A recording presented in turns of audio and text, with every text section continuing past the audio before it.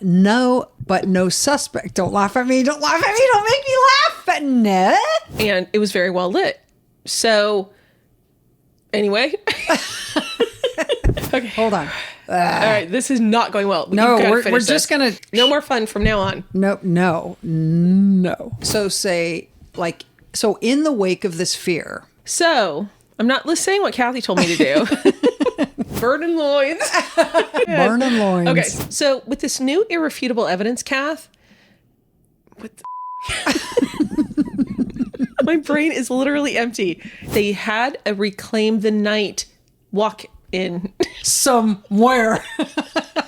It's like I wrote it. It's like I wrote it, not you. I don't know what's wrong with me on this one. He was living La Vida Loca? Exactly.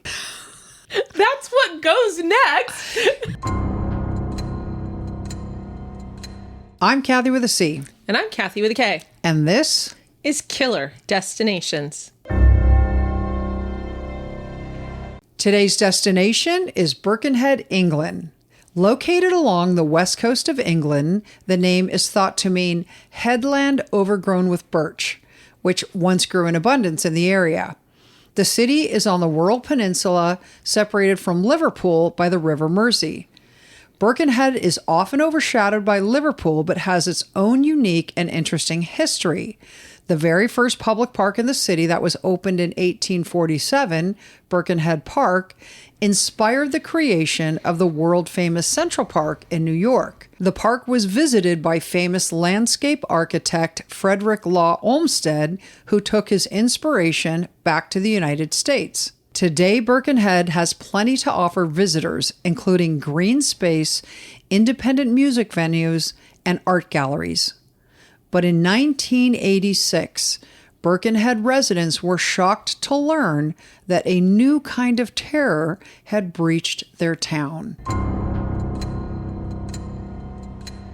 The town of Birkenhead awoke on a sunny August morning in 1986 to horrifying news. To many, it shocked them to their core. In the early morning hours of August 2nd, a young woman named Diane Sindel was brutally murdered. Even for seasoned police officers, this was a horrifying crime. It was one of the most heinous crimes they had ever seen. 21-year-old Diane was from the town of Seacombe in Wirral, which was just a couple of miles from where her body was found. Her family owned a well-known florist business. Diane was often seen driving around town in her blue Fiat van that she used to make deliveries for her family. But in 1986, Diane was recently engaged, and so she decided to take a second job so that she could save money for the wedding. So Diane got a job working part-time at a pub at the Wellington Hotel in order to bring in this extra money. So on the night Diane Sindel was murdered, she was working at the Wellington pub and had gotten off work just before midnight. But she never made it home. However, her van was found in Birkenhead, which was about 3 miles from the Wellington Hotel where she worked, and the gas tank was empty. So it was assumed that she had run out of gas and started walking to a 24-hour gas station because the road she was on, which was Borough Road, was a busy road and it was very well lit. Tragically, though, Diane's half-naked body was found a few hours later by a dog walker in an alleyway that was just off Borough Road. Needless to say, the community was horrified because Diane was such a well-known person and very well loved, always upbeat, like you said. Police immediately began looking into her death, and no suspects immediately rose to the surface. And they tried backtracking and interviewing people when she was last seen, what she was like when she was, leaving the pub, all this kind of stuff. Anyway, no suspects were bubbling to the surface. So a few weeks after her murder, BBC's Crime Watch decided to reconstruct her last movements. And that we have seen this in many cases where they do this in England. And they're doing it to try to tickle the memory of the public. They're looking for help. And they usually have actors playing the people who are deceased or involved, co-workers, whatnot. Exactly. And put them in the same clothing. Right. And a taxi driver told Crime Watch that the night that she ran out of gas, he had seen a woman and a man arguing on the side of the road that she was on. And he said to the police, it was clear that they knew each other, just the gesticulating, but it was also clear that they were in a fight. No real description of the man came forward such that he could ever be identified. But the taxi driver thought it was odd and he took note of it. So the taxi driver saw this couple a little bit after midnight. And according to Crime Watch, sort of the next chronology of events was residents reporting to police that they heard screaming, which they believe was between 12:30 and 2 a.m. This fit into the scenario of what occurred during Diane's attack. When Diane was found, she had a fractured skull. She had facial lacerations and bruising. She had mutilated breasts, and she had injuries consistent with a sexual assault. It was horrific and violent, and she would have been screaming. And according to court records, she died from a brain hemorrhage, which the doctor believed was a result of blows to the head. But he also said that he believed she lived for a period of time after these injuries were inflicted. And so, of course, Kath, understandably, everybody was running scared, but particularly women and girls. They were afraid to leave their house. They didn't have a suspect in the murder case, as Kathy said. They didn't want to be on the streets alone. They didn't want to be in the house alone. And so even their fathers and brothers and husbands and boyfriends and whatnot were telling them, okay, you stay in wherever I'm picking you up from until I'm at your front door. Like, don't even walk out the front door to come meet me at the curb if I'm picking you up. And so it was from school, it was from work, it was for anything else that they were doing. To friends' houses. Exactly. Like nobody was walking. Right. But Kath, the residents described Diane's murder as feeling different. Like, that's what had everyone on edge, is that it was just different. I mean, obviously it was horrific, but what happened was, of course, as we said, Diane ran out of gas and left her car and started walking a busy, well-lit road to go find a 24-hour gas station. And so all of these women could see themselves in the same position. Right. And so to them, it was like, you pluck out a normal slice of life, and that's what got her killed through no fault of her own. Right. I've run out of gas. You probably have never. I've never. Yeah. Kathy's like paranoid, and she keeps always like above halfway in her tank, where I'm like, oh, look I'm on E. I bet I can make it 37 miles. Exactly. It says I've got 38. I can do 37 and a half. Exactly. No, I have run out of gas multiple times, and honestly, most of the time, it's just because I'm not paying attention. Like, I'm so focused on whatever I'm doing or wherever I'm going. And not driving. Yeah. And my last car, for whatever reason, it was like 3 times I ran out of gas in that car. That gas thing would ding, and it was like the car would die. So it's like I became like Pavlov's dog. Like it would ding and I'd start shaking. Like, oh my God, get me to a gas station. It was like ridiculous. Get off the freeway. I will say, actually, I did run out of gas one time, but it wasn't my fault. Were you with somebody? I was not. It was back. Sounds like it was your fault. No, it actually wasn't. Mm-hmm. Okay, so do you remember? So when my sister and I both drove, my sister was a year older than I was. She had a car that I then shared with her for about a month. And she had gotten home, and I got in the car to drive and go somewhere, and I made it like to just outside of our tract. And that was like no length at all. Right. And the car died. It was out of gas. That is not my fault. I couldn't have gotten to a gas station if I'd wanted to. Okay, the crazy thing about that story is that you only had to share a car for a month. Okay. That's crazy. Why? Because we had one green station wagon with an orange strip down the side. Oh, I know. That's to be how I learned shared to by drive. 5 people. It was like a beatdown. No, it's my turn. No, it's my turn. Like, the most physical violence happened. Well, that's actually not true. Yeah, there was a lot of other fights that happened among my siblings. But to this day, we are great friends. We fought a lot when we were young. Like, total knockdown, drag out Gen X fighting. You know what I mean? Like, it was brutal. Oh but it would also piss her family, or what also pissed one of her brothers off, is Kathy would let me drive the car and not him. Right. And it was when we were underage, granted, but when we were the same age. In fact, speaking of Gen X fighting, and this is a side note, and we will we will then move back to the story. But there is like a famous picture. My sister and I, every other year, we'd wind up on the same soccer team just because of our ages, even though she was younger than me. There is a picture that my dad took, and she is so angry at me. I don't know what I did, but I'm 100% certain I deserve this. She has my hair just clutched in her hands. In the team picture? It's in our soccer uniforms. Okay. But it wasn't like a team picture. No, I was probably... God, I'm guessing I was 14 and maybe she was 12. And she looks like she is trying to tear my hair out. I should post that on Instagram. You should. Oh my God, that's what we're going to do. For our listeners, everybody else will have no context. But for people who are listening, they'll see the Instagram and go, oh, that's the one she was talking about. Exactly. Yeah. Anyway, I'm sure I deserved it. Okay, now back to the story.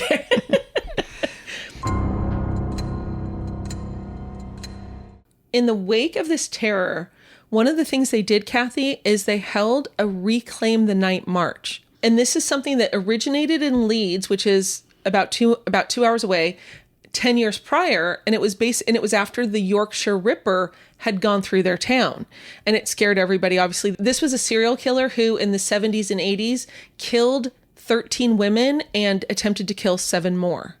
So this was something that just had shut Leeds down, and so they did this Reclaim the Night march. So they held a similar march in Birkenhead because the women had been told, just stay indoors. And, that's not an acceptable answer when there's fear. You don't combat fear by locking yourself behind closed doors. The day after Diane's murder, there were people who saw a fire in nearby Bidston Hill. And this is an area that's primarily of public land. This fire was not on a residential property.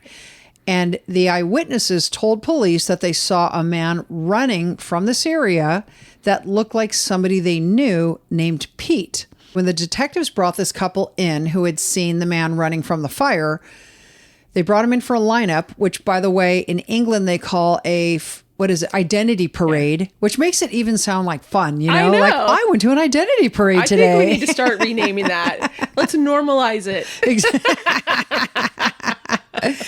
But anyway, they brought them in for a lineup and they couldn't identify anyone in the lineup.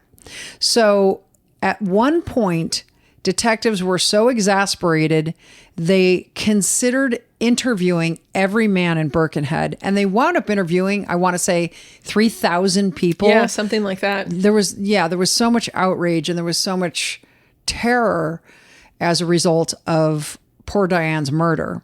And what does this remind us of? Well, I don't know. We've done so many cases. What are you thinking of? Colin Pitchfork. Oh, yes. Oh my gosh, yes. The police in the Colin Pitchfork case, and I wish I had the number, what number episode that was, sent a letter to all the men between, certain ages right. in the area surrounding where these poor girls were murdered and asked people to come in voluntarily and give blood samples, which hundreds of men did.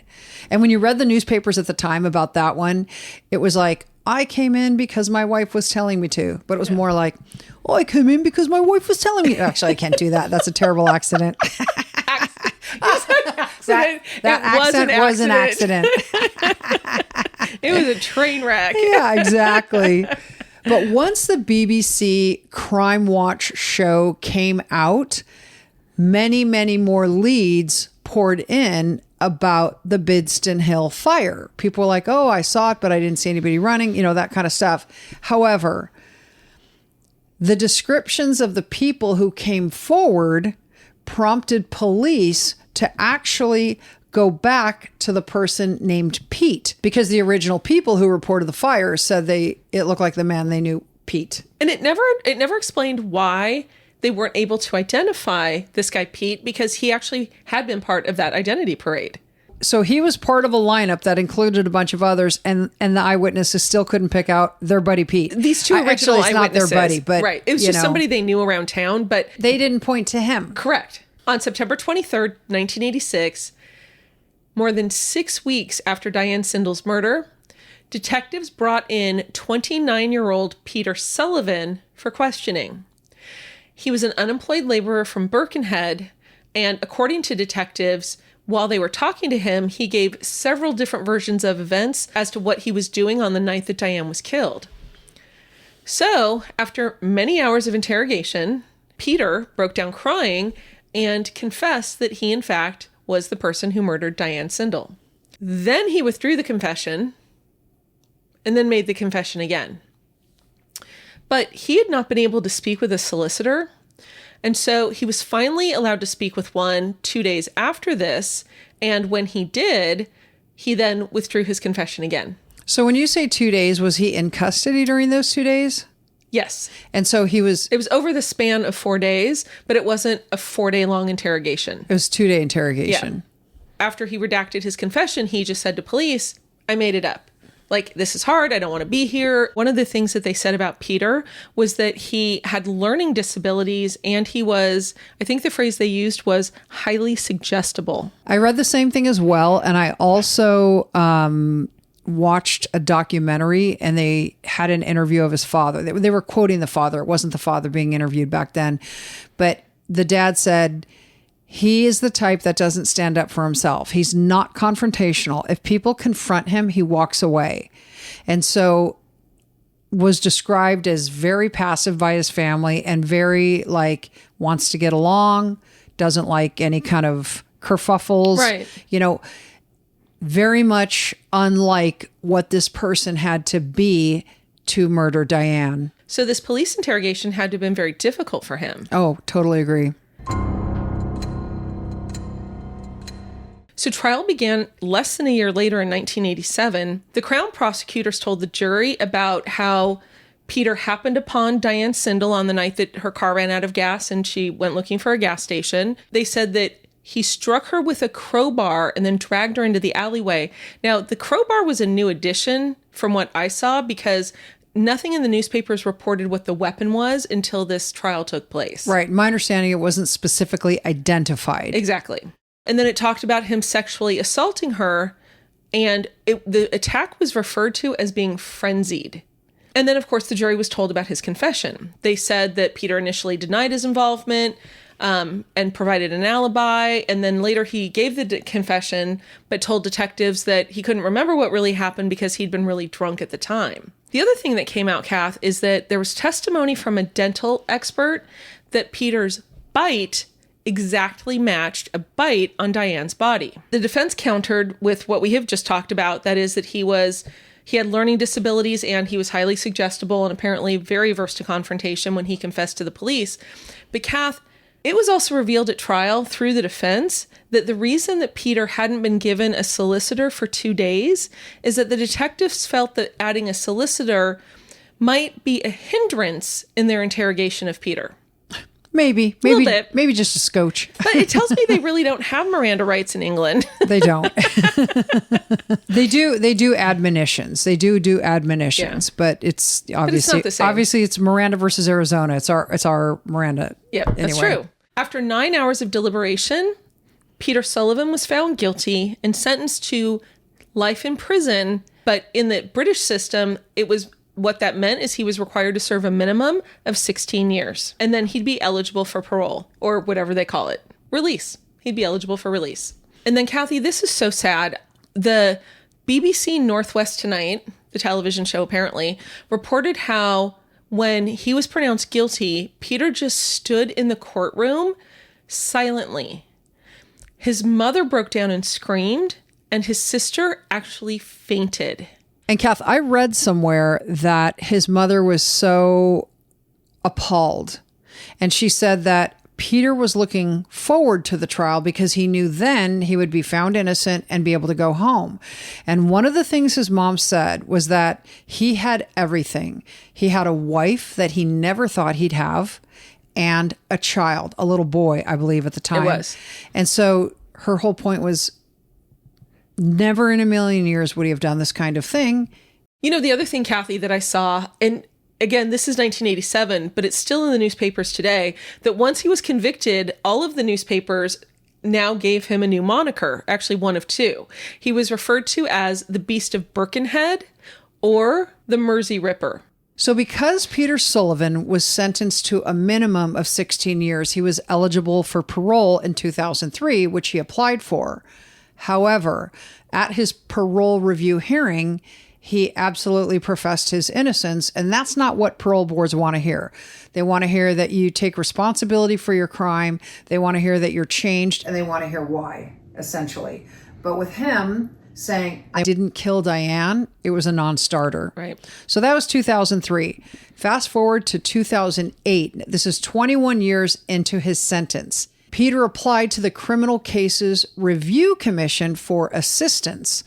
And Kath, as I understand it, this is a public entity in England, and you can apply to them if you believe your case involves a miscarriage of justice. And they actually have subpoena powers. They have authority to interview witnesses. They have authority to obtain police records, medical records, all this kind of stuff that goes along with an investigation.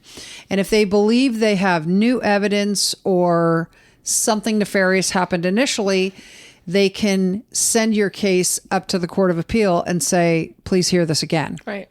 You can still appeal to the Court of Appeals in England. Right. But of course, obviously having this statutory body behind you saying, oh, we think we found stuff too, definitely helps your case. Exactly. Doesn't mean you'll get it, but it helps your case. And they also review expert witness testimony, and they could look at, you know, whether these same tests apply today, you know, that kind of thing. So it's a board with a lot of juice. So Peter specifically asked them in 2008, could you please look into the DNA evidence? We have, you know, all of these miraculous scientific advances, and my case should be part of that. Right. And the CCRC basically said no. They were told by forensic experts that it would be unlikely that there would be sufficient DNA to find anything of note. The other thing that I read, Kath, is that even though in 2008 they were obviously far and beyond what DNA testing started out as being, but they were also afraid that there wasn't enough for them to test. And if there was, they would diminish the entire sample, only to find out there wasn't enough to attest, something like that. Okay. So Peter's application was rejected by the CCRC. Now in 2019, this is 32 years into his sentence. This was twice the minimum that the judge had ordered him to serve. Anyway, he goes back to the Court of Appeals, and he asked them for two things. He asked them to look at the reliability of the disputed bite marks being consistent with his teeth. And he also wanted them to look at his intelligence and suggestibility, and really kind of like Monday morning quarterback the confession that he gave to the police, because he was saying it was under duress. And without his solicitor that they had refused to grant him for several days. Correct. The other thing, Kath, as I was reading, is that in 2019, so we had said the bite mark was something, of course, they came at him in the first trial and was like, it is identical to Peter's teeth. Right.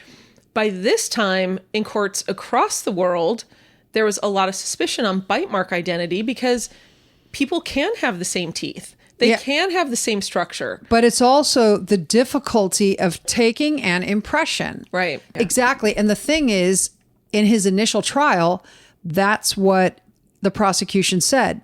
This is the same as as a unique fingerprint. And by 2019, a lot of courts were like, you know what? We're not sure this is really scientific. We're not sure this actually meets the test of reliability. Right. So the Court of Appeals took more than 2 years to review Peter's case, but they concluded that it was untimely made and his application could not undermine the totality of the evidence that the prosecution presented to convict him. Once the Court of Appeal rejected his application, his attorney, Sarah Myatt, again went back to the CCRC and said, help us out.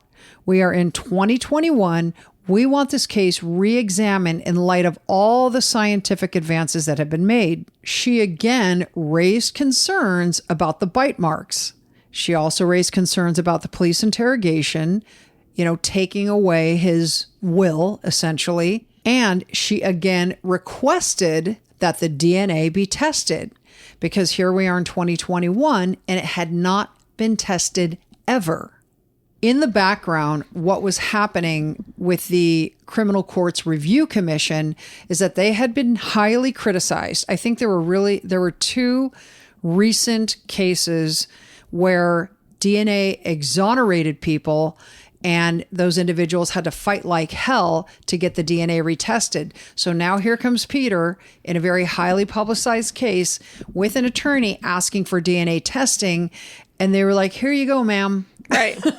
What else do you want? Can we bring you some coffee while you're waiting? Exactly. Perhaps a sandwich. Yeah. You look hungry. Yeah, exactly. They knew that they had to take the semen samples found on Diane Sindel's stomach and test them. DNA testing revealed a male profile that was not consistent with Peter Sullivan. It was also not consistent with any of Diane's relatives or her fiancé that she was engaged to in 1986. Peter Sullivan's case was overturned by the Court of Appeals on May 13th, 2025, so just a couple of months ago. And they also ordered him to be immediately released from prison. When he was released, he had served more than 38 years in prison for a crime he did not commit. And Kathy, at the age of 68, he was believed to be the victim of the longest miscarriage of justice by a living person in British legal history. The only miscarriage of justice believed to have been longer than Peter Sullivan's 38 years happened to a prisoner named Derek Bentley, who in 1952 was convicted of murder. With DNA evidence, his case was actually overturned in 1998, so 46 years after his conviction. Tragically, though, he was actually hanged for his crime in 1953, just a year after he'd been convicted. Kath, do you know in that situation did his family petition and petition and petition to have the DNA reviewed? I have to believe that's the case, because why else would they? Right. But yeah, I mean, and that's just tragic. I would want my loved one's DNA reviewed. You know what I mean? Oh, like absolutely. If knowing they were innocent, you don't want them in history. And hanged, yeah. And you don't want them in history to be known as this Correct. person. That's what I thought about actually with Peter. You know, you have a guy with, learning disabilities. He's a gullible person, and he has to live with these names attached to him. Right. Like the Ripper and, just... Even in the newspapers, after he was released, after having the case overturned, they referred to the Beast of Birkenhead has had his case overturned. Why? Right. Headlines. Only reason. According to reporting by the BBC, Peter Sullivan took part in this hearing via a video link. And when he was told that his conviction was being overturned, he apparently put his hand over his heart and started sobbing. A statement was read by his lawyer, Sarah Myatt, on his behalf. And it said, "What happened to me was very wrong, but it does not detract or minimize that all of this happened off the back of a heinous and brutal loss of life. I am not angry. I am not bitter. I am simply anxious to return to my loved ones and family, as I've got to make the most of what is left of the existence I am granted in this world." Kathy, also speaking after the hearing was Peter's sister, Kim. Now, I have to tell you, when I saw this hearing, I was so happy to see this because, as we said, he's a little slow, highly suggestible and whatnot. And if you've been in prison for 38 years, especially knowing you're innocent this entire time, how do you get released and just be normal? Right. And the answer is you don't. But his sister Kim was there and she was talking, and she had said, she expressed her sympathy for Diane Sindel's family. And despite the fact they got Peter back, nobody won. Right. This is not a win for anyone. She said, they've lost their daughter. They are not going to get her back. We've got Peter back, and now we've got to try and build a life around him again. It's such a shame this had to happen in the first place. So I was just glad to know he has a safe landing spot. Oh, for sure. Yeah, you could tell there's a lot of people who are always pushing for his innocence. Right, and never lost their belief. Yeah, no, thank God. So Merseyside police have reopened their investigation, obviously in light of the verdict being overturned. And They submitted the new DNA through the database and came up with nothing. So this was their nationwide database. Yes. This was all of the UK. Correct. Yeah. Like they didn't have their own database. And they also sent letters to people who were identified in the original investigation in 1986 and said, hey, can you please come forward? We'd love to eliminate you as a suspect. Will you donate your DNA? We swear you're not guilty. Exactly. And there were announcements by the police basically saying, we're taking this seriously. We are not giving up. So if you were around back then in 1986 and you had suspicions about someone or, something unusual happened that you remember, come forward and talk to us. It doesn't matter if these people are dead because we can always do familial DNA. Right. And so even though the person is deceased, it doesn't matter. And understandably, there is now a renewed concern in Merseyside because a killer has been roaming and unpunished for nearly 40 years. Which is then interesting on who it might be. Was this just a one-time attack? Was it something about Diane and not something that was just happenstance that he came upon her? I don't believe that this is happenstance. You know what I mean? I don't either. Oh no, that's what I mean. Like I don't believe it's happenstance. So who was this? Right. And I have also, I don't know what kind of crimes have to be committed to be placed into their DNA database. Right. I don't know if it's any felony. I don't know, have to be murder. I'm not sure, what their database consists of, but for this DNA not to be in any database. Right. Like this guy flew under the radar. In Birkenhead, fresh flowers and small notes are still left at a small black granite memorial for Diane Sindel in front of the alleyway where she was found on Brewer Road. At the top of the memorial is her name and date of death. Directly below that, it says, because she was a woman. Below that, it says, in memory of all of our sisters who have been raped and murdered, we will never let it be forgotten. So, thanks for listening. Please subscribe. Please tell all your friends to subscribe. And if you have case suggestions, which we've actually just got a few of them in, we'd love to hear them. What she said.